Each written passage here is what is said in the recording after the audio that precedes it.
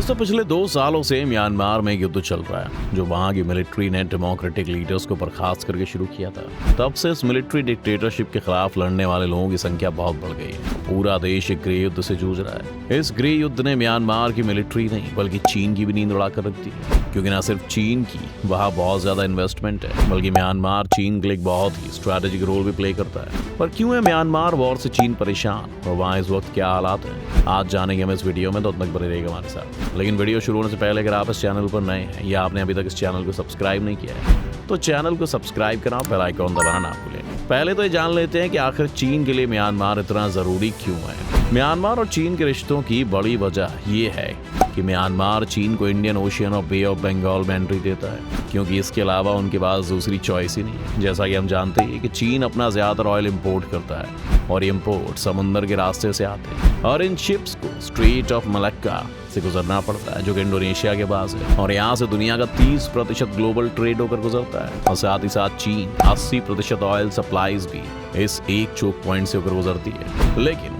इस choke point के साथ एक दिक्कत ये है कि भारत और अमेरिका का यहाँ पर बहुत ज्यादा इन्फ्लुएंस रहता है, जिस वजह से अगर कभी कोई कॉन्फ्लिक्ट होती है तो इस चोक पॉइंट को बंद करके हम चीन की अर्थव्यवस्था को उनके घुटनों पर ला सकते हैं। इसलिए चीन म्यांमार में एक डीप सी पोर्ट डेवलप कर रहा है ताकि यहाँ से भी इनकी सप्लाईज एक पाइपलाइन के जरिए डायरेक्टली चीन में एंटर कर सकें। इससे चीन को ये फायदा भी है कि वहाँ के जो इलाके उनके पोर्ट के करीब नहीं है उन्हें भी आसानी से ऑयल मिल सकता है, जिससे ट्रांसपोर्टेशन कॉस्ट में कमी आएगी। चीन ने इसी कारण से वहां पर $230 बिलियन की इन्वेस्टमेंट की है और वो अपने बेल्ट एंड रोड प्रोजेक्ट के तहत यहां पर इंफ्रास्ट्रक्चर डेवलप करने में लगे हुए हैं। एक दूसरा कारण जो चीन और म्यांमार को इतना करीब ला देता है वो है म्यांमार के नेचुरल रिसोर्सेज। आज दुनिया के 12% रेयर अर्थ मिनरल्स म्यांमार से आते हैं, जिन्हें इलेक्ट्रॉनिक इक्विपमेंट से लेकर हाइपरसोनिक मिसाइल्स में इस्तेमाल किया जाता है। और क्योंकि चीन इस वक्त मैन्युफैक्चरिंग का हब है और दुनिया भर में रेयर अर्थ मिनरल्स का सबसे बड़ा रिफाइनर और प्रोड्यूसर है, इसीलिए अपनी इकोनॉमी और अपनी मिलिट्री दोनों के लिए इन रिसोर्सेज की जरूरत है। म्यांमार में जब 1 फरवरी 2021 के दिन मिलिट्री ने फाइनली टेक ओवर कर लिया था तो शी जिनपिंग ने ज्यादा देर नहीं लगाई थी उन्हें अपने साथ मिलाने में और इस डिक्टेटरशिप का सपोर्ट भी करना शुरू कर दिया था। लेकिन देश में हालात बहुत ही अलग थे। म्यांमार में मिलिट्री डिक्टेटरशिप की एक बहुत ही बड़ी हिस्ट्री रही है और 2011 में फाइनली ऑंग सान सू ची के नेतृत्व में वहां डेमोक्रेसी स्टैब्लिश्ड हुई थी और गवर्नमेंट रिफॉर्म्स के कारण म्यांमार की इकोनॉमी ग्रो भी करने लगी थी। लेकिन अब भी मिलिट्री का रोल काफी बड़ा था और वहां के मिलिट्री कमांडर इन चीफ को यहाँ के प्रेसिडेंट जैसी पावर दी गई थी। ये सारा तख्ता पलट का खेल तब शुरू हुआ जब पिछले इलेक्शंस में मिलिट्री की यूएसडीपी पार्टी को बड़ी हार सहनी पड़ी और एनएलडी पार्टी को दोबारा सत्ता मिली। इस इलेक्शन रिजल्ट को मिलिट्री ने मानने से इनकार कर दिया और ये तक कहा कि वोटर फ्रॉड के कारण ये हुआ है और इसीलिए वो इस करप्ट गवर्नमेंट को फिक्स करने के लिए म्यांमार की कमांड ले रहे हैं। इस तख्ता पलट के तुरंत बाद म्यांमार में प्रोटेस्ट होने लगे और म्यांमार के जनरल मिन ऑंग लाइयांग ई ने भी वही किया जो ऐसी सिचुएशन में हर तानाशाह करता है। उन्होंने सोशल मीडिया को बैन कर दिया, फिर वहां पर इंटरनेट और सेल्युलर नेटवर्क्स पर भी कुछ वक्त के लिए रेस्ट्रिक्शंस लगा दी गई और इस जगह पर सोल्जर्स को भेज दिया गया ताकि वो मार्शल लॉ इंप्लीमेंट कर सके। इस सरकार के आने के बाद कई देशों ने म्यांमार पर सैंक्शंस लगा दिए थे और दूसरी तरफ जब पीसफुल प्रोटेस्ट से काम नहीं चला तो 21 मार्च में म्यांमार के लोगों ने भी अपनी आजादी के लिए हथियार उठा लिए। 25 मार्च के दिन इंडिपेंडेंस आर्मी रिबेल ग्रुप ने नॉर्दर्न म्यांमार में एक मिलिट्री बेस को काबू में कर लिया और नेशनल लिबरेशन आर्मी ने एक दूसरे बेस पर अटैक किया जहां 10 सोल्जर्स की जान चली गई। इसके बाद तो क्लैशेस और भी तेजी से बढ़ने लगे।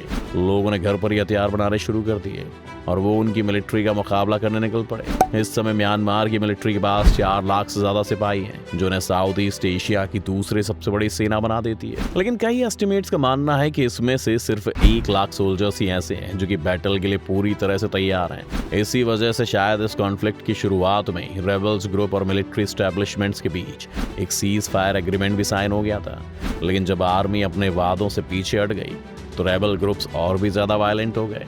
जिस एनएलडी गवर्नमेंट को मिलिट्री ने बर्खास्त कर दिया था उसने सभी रेबल ग्रुप्स को इकट्ठा किया और पीपल्स डिफेंस फोर्स या पीडीएफ नाम से एक नई रेबेलियन फोर्स का गठन किया और ऑफिशियली मई 2021 में इस गृह युद्ध की शुरुआत हो गई। आज पीडीएफ को न सिर्फ वहां के लोग बल्कि खूब सारा इंटरनेशनल सपोर्ट भी मिल रहा है और उन्होंने एक के बाद एक कई जगहों पर हमले करके वहां मिलिट्री का कंट्रोल कमजोर कर दिया है। इसके जवाब में मिलिट्री ने भी कई एयर स्ट्राइक्स कंडक्ट की, जिसमें एक हेलीकॉप्टर स्ट्राइक में एक स्कूल को भी उड़ा दिया गया। मिलिट्री गवर्नमेंट से इस कदर घबरा गई कि उन्होंने बांग्लादेश में जाकर भी एक रेफ्यूजी कैंप पर स्ट्राइक कर दी ताकि वो लोग इस रेजिस्टेंस में शामिल ना हो सके। इन सभी वजहों से मिलिट्री के पास जो थोड़ा बहुत सिविलियन सपोर्ट था वो भी अब पूरी तरह से चीन के पास आ गया है। और जून 2022 में अंदाजा लगाया गया था कि म्यांमार मिलिट्री आज सिर्फ वहां पर 70% हिस्से को ही पूरी तरह से कंट्रोल करती है और म्यांमार के 71% हिस्से पर आज एक एक्टिव कॉन्फ्लिक्ट चल रही है। इस पूरे प्रकरण के दौरान अभी तक 28,000 घर बर्बाद हो चुके हैं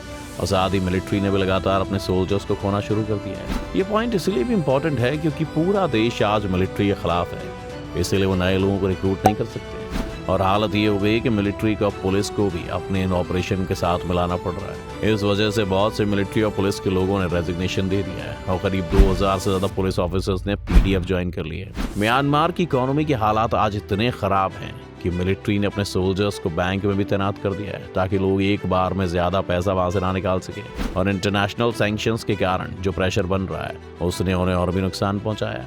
डिक्टेटरशिप सिर्फ तभी काम करती है जब तक लोगों का पेट भरा रहे, लेकिन अगर अब इकोनॉमी की हालत इतनी नाजुक हो जाएगी तो नेचुरली लोग चाहेंगे कि सिस्टम को बदला जाए। और ये भी एक बड़ी वजह है कि हम वहां पर मिलिट्री के खिलाफ लोगों का गुस्सा देख रहे हैं। चीन भी इस पूरी डेवलपमेंट पर नजर बनाए हुए है क्योंकि एक तरफ तो उन्हें अपने एसेट्स को सिक्योर करने के लिए इस डिक्टेटरशिप के साथ भी डील भी करनी है, लेकिन वहीं दूसरी तरफ ये बात भी समझ रहे हैं वो कि उनकी मिलिट्री की मदद भी नहीं कर सकते क्योंकि वहां के लोग इसके बिल्कुल खिलाफ हैं और कभी भी सरकार पलट सकती है। चीन और म्यांमार के रिश्ते बहुत अच्छे नहीं है और अपने हर पड़ोसी की तरह चीन म्यांमार से भी बॉर्डर पर झगड़ रहा है। 1960 से लेकर 2015 तक कई सारे बॉर्डर कॉन्फ्लिक्ट्स हमें इन देशों के बीच देखने को मिले हैं जो इनके रिश्तों को और भी ज्यादा कॉम्प्लिकेटेड बना देता है। म्यांमार के लिए भी चीन एक बड़ी आफत बना हुआ है क्योंकि अगर वहां पर मिलिट्री डिक्टेटरशिप को हटाकर वापस से एक डेमोक्रेटिक गवर्नमेंट को इलेक्ट कर भी लिया जाता है तो कई सारी प्रॉब्लम्स का सामना उन्हें करना पड़ेगा, जिसमें से पहली है देश को वापस से रीबिल्ड करना। आज के इस वॉर के कारण बहुत से घर, बिल्डिंग्स, रोड्स और ब्रिजेस टूट गए हैं। उन्हें रीबिल्ड करने के लिए लोन्स चाहिए होंगे जो मुमकिन है कि उन्हें चीन से तो लेने ही पड़े। इसके अलावा बेल्ट एंड रोड प्रोजेक्ट के तहत भी जो लोन्स चीन ने म्यांमार को दिए हैं उन्हें वो भी चुकाने होंगे। ये भी मुमकिन है कि इस वॉर के खत्म होने के बाद चीन अब से भी अच्छी पोजीशन में हो क्योंकि तब वो म्यांमार को भारत के खिलाफ होने और यहाँ पर चाइनीज मिलिट्री बेस स्टैब्लिश करने के लिए भी फोर्स कर सकता है। इस कॉन्फ्लिक्ट के अंदर इसीलिए भारत का रोल भी काफी बढ़ जाता है। अगर भारत इस वक्त वहाँ रेबेल ग्रुप्स को सपोर्ट नहीं भी कर रहा है तो डेमोक्रेसी लौटने के बाद एक्टिवली हमें म्यांमार की मदद के लिए आगे आना चाहिए ताकि चीन अपने पैसे की पावर से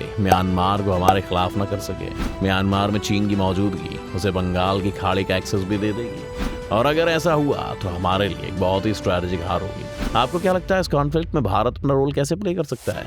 हमें कमेंट्स में लिखकर जरूर बताइएगा। उम्मीद है आपको आज की इस वीडियो से काफी कुछ नया सीखने को मिला होगा। अगर आपको वीडियो पसंद आई तो वीडियो को लाइक करें और अगर आप इस चैनल पर नए हैं तो जाने से पहले से सब्सक्राइब करना भी ना भूलें।